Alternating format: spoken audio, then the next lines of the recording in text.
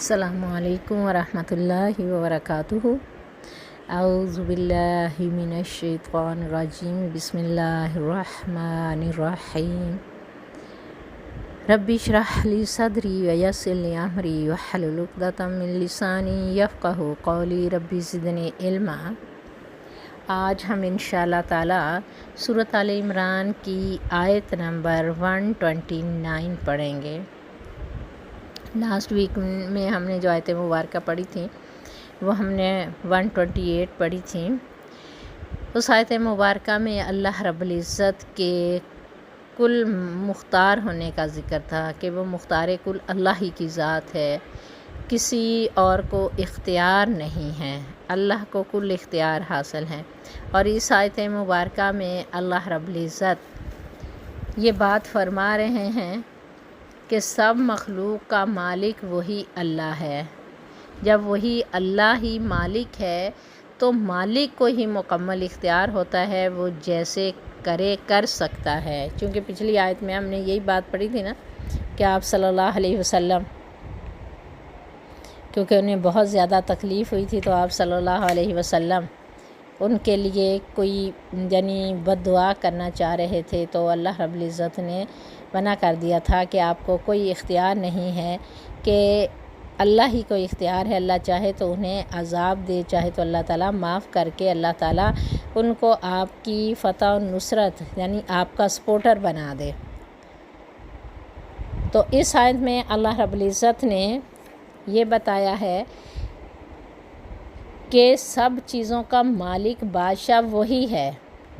تو ہم دیکھتے ہیں کہ اللہ تعالیٰ 129 آیت مبارکہ کے اندر کیا ارشاد فرما رہے ہیں۔ فرمایا وَلِلَّهِ مَا فِي السَّمَاوَاتِ وَمَا فِي الْأَرْضِ، وَمِنْ لِلَّهِ اللہ ہی کا ہے، مَا فِي السَّمَاوَاتِ جو کچھ بھی آسمانوں میں ہے، وَمَا فِي الْأَرْضِ جو کچھ بھی زمینوں میں ہے، یعنی سب کا سب اللہ ہی کا ہے، چاہے وہ فرشتے ہیں، چاہے وہ انسان ہیں، جنات ہیں، حیوانات ہیں، جمادات ہیں، سورج چاند ستارے ہیں، جتنی بھی کل کائنات، سمندروں کی تہوں کے اندر، فضاؤں کے اندر، پانی کے اندر، خشکی تری، ہر چیز، تمام کی تمام چیزوں کا جتنا کچھ بھی آسمانوں اور زمینوں کے اندر ہے، سب کا سب کس کا ہے؟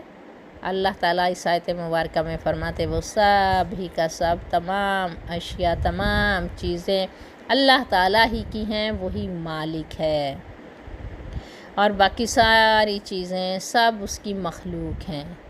جب اللہ مالک ہے، بادشاہ ہے، تو اس کو سب اختیار ہے، وہ مالک ہے، اور اس کی ساری چیزیں اسی کی تدبیر کے تابع ہیں، اسی کے حکم کے تابع ہیں۔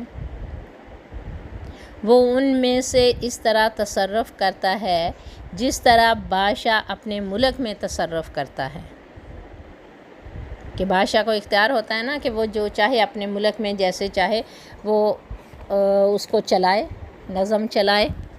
تو اللہ رب العزت کو بھی یہ اختیار ہے، یہ زمین و آسمان سارے کا سارا اللہ کے ہی قبضہ قدرت میں ہے، اللہ ہی کا ہے، اللہ ہی زمین و آسمان کا مالک ہے، اللہ ہی بادشاہ ہے۔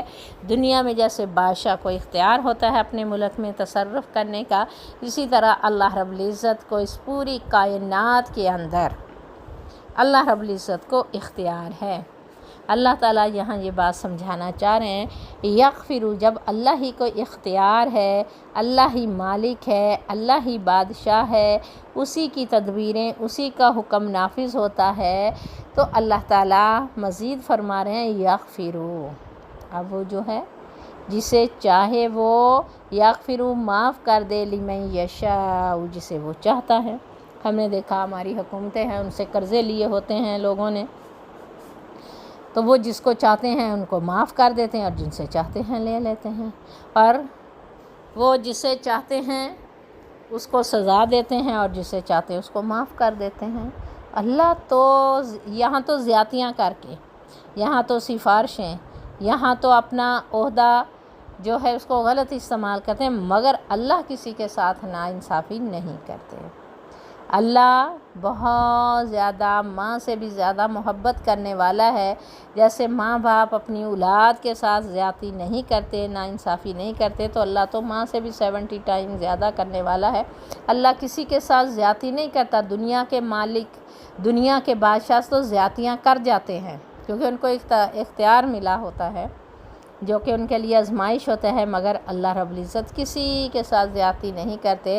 اللہ تعالیٰ یہاں یہ بات سمجھا رہے ہیں، اللہ جسے چاہے معاف کر دیں اپنے فضل سے، اپنی رحمت سے، اور اس کے معاف کرنے کا طریقہ یہ ہے کہ وہ اپنے گناہگار بندوں پر مہربان ہو جاتا ہے، ان کی طرف متوجہ ہوتا ہے، انہیں اللہ توبہ کی توفیق دے دیتا ہے۔ چنانچہ جب انہیں توبہ کی توفیق ملتی ہے تو وہ اللہ کے آگے روتے دھوتے ہیں، توبہ کرتے ہیں، تو پھر اللہ انہیں معاف کر دیتا ہے۔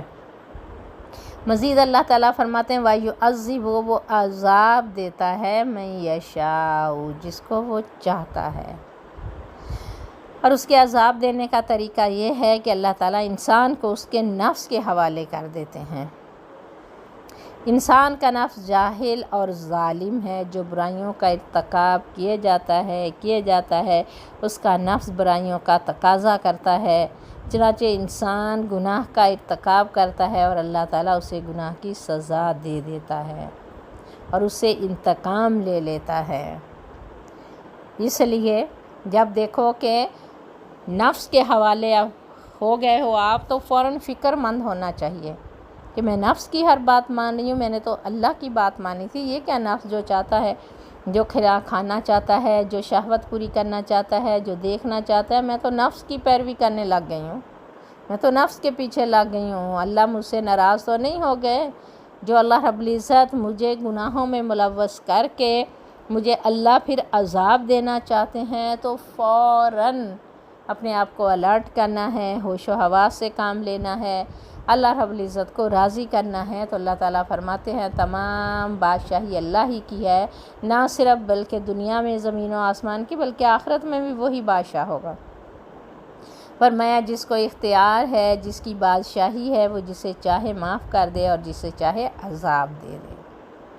واللہ، اور اللہ تعالیٰ غفور الرحیم، غفور بخشنے والا ہے، رحیم مہربان ہے۔ یعنی وہ غفور بھی ہے، وہ اپنے فضل اور عفو درگزر سے کام لیتے ہوئے جس کے لیے چاہتا ہے گناہوں کو چھپا دیتا ہے۔ وہ رحیم بھی ہے، یہ اس کی رحمت ہے کہ وہ بڑے بڑے گناہوں کی جلدی سزا نہیں دیتا، بلکہ انتظار کرتا رہتا ہے کہ میرا بندہ سچی سچی توبہ کر لے۔ جب وہ بندہ سچی سچی توبہ کر لیتا ہے تو وہ اپنی رحمت سے اس کے گناہوں کو نیکیوں میں بھی بدل دیتا ہے۔ وہ اتنا رحیم ہے، کریم ہے وہ ذات۔ تو یہاں پر اس آیت کے اندر اس بات میں ایک اشارہ بھی ہے واللہ غفور الرحیم میں، کہ اس کی رحمت اس کے غضب پر غالب ہے، اس کی رحمت اللہ کے غضب پر غالب ہے اور اس کی مغفرت اس کے مواخذہ پر غالب ہے۔ اس آیت میں مخلوق کی حالت بیان کر رہے ہیں اللہ تعالیٰ کہ ان میں سے کسی کو اللہ تعالیٰ بخش دیتا ہے اور کسی کو اللہ تعالیٰ عذاب دے دیتا ہے، لیکن آیت کے آخر میں اس طرح کے دو اسماء مبارک ذکر نہیں فرمائے کہ ایک سے اس کی رحمت ظاہر ہو اور دوسرے سے اس کا انتقام ظاہر ہو، بلکہ اللہ تعالیٰ نے رحمت اور احسان والا معاملہ فرمایا ہے۔ وہ اپنے بندوں پر ایسے انداز سے رحمت فرمائے گا جو کسی انسان کے خیال میں بھی نہیں آ سکتی، نہ اس کی کیفیت معلوم ہو سکتی ہے۔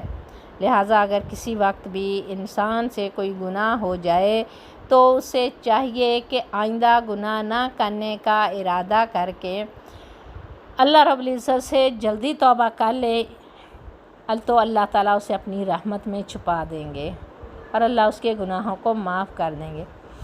اس لیے نبی کریم صلی اللہ علیہ وسلم نے فرمایا گناہ کرنے والا جب بندہ توبہ کر لیتا ہے تو وہ ایسا ہی ہے جیسے اس نے گناہ کیا ہی نہیں ہے، کہ اللہ تعالیٰ اس کے گناہوں کو مٹا دیتے ہیں، اللہ اس کو معاف کر دیتے ہیں۔ تو اس آیت کے اندر سے ہمیں یہ بات پتہ چلتی ہے کہ اللہ رب العزت جس آدمی سے ناراض ہوتے ہیں اللہ اس کو نفس کے حوالے کر دیتے ہیں، خواہشات کے حوالے کر دیتے ہیں۔ وہ اپنی من مرضی کی زندگی، عیاشی والی زندگی فسق و فجور والی زندگی وہ گزارنا شروع کر دیتا ہے۔ ظاہر نفس اللہ نے چھوڑ دیا نا۔ آج تو بچے کہتے ہیں کہ بندے کہتے ہیں کہ اللہ نہ پوچھے، کوئی ان کو فکر غم ہی نہیں ہے، اللہ تعالیٰ کو سوچتے نہیں ہیں، اور اولاد کہتی ہے ماں باپ نہ پوچھیں۔